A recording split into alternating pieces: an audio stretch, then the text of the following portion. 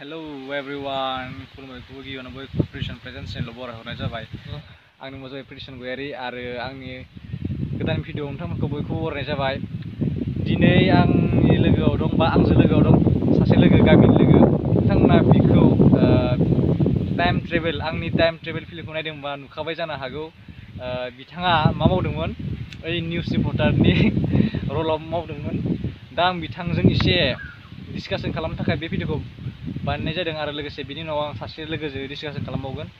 अब्ला बिथाङा जाबाय मनसिं बर'।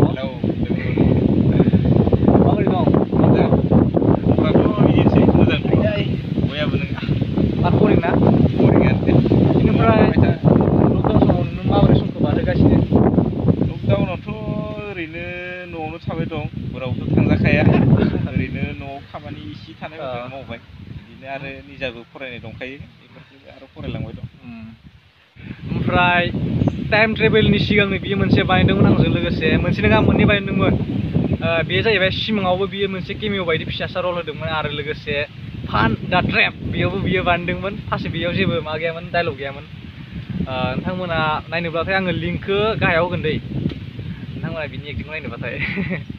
बेनिफ्राय माबोरै मोननाय नोङो फिल्मखौ बानायनानै? फिसा रलखौ जेनेबा ओइ रिपर्टारनि रलखौ बानायनानै माबोरै मोनखो? बिदिथ' बया मोनाखै, मोजाङानो मोनदों। जों दा जोंहानि लामायाव जिरायना दंखायो, ओमफ्राय बारा बारगासिनो, साउन्डआ एसे प्रब्लेम जानो हागौ। ओरैनो आरोना, माने लकडाउन समाव बेरायनोबो हाया मानोबो हाया, जोबोद खस्थ'।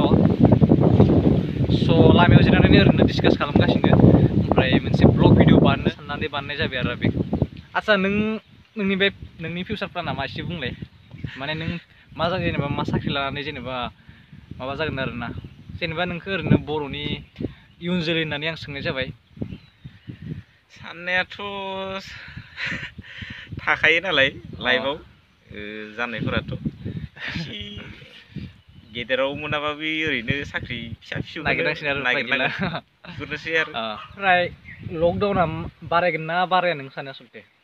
माने बारायबावगोन नामा लकडाउना नोंनि थाखाय? लकडाउनखौथ' आं बारायगोनबो सानो साननायालाय। मानसिफोरा मार केयारलेस जाबायना आरो दा बारायगासिनोसो आसामाव। ओरैनो नियमफोरा सोलायनो हागौ आरो। ओइ नोङो लकडाउना जानायनि थाखाय मोजां मोनदों ना गाज्रि मोनदों आसलथे?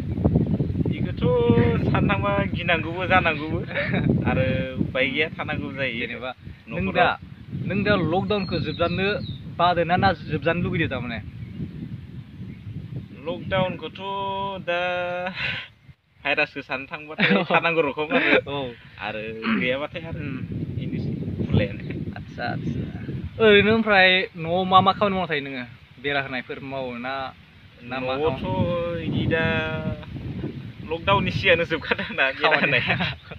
दा दङ दंनाया, थाबाय आरो दसे ओरैनो साननैसो। न'नि खामानि मावनायाव जोबोद एक्सपार्ट बिथाङा। ओइ नङा, ओरैनो गामिनि जायफोर खामानि बेफोराव मोजां आरोना, फरायनायजों लोगोसे खामानियावबो एक्सपार्ट।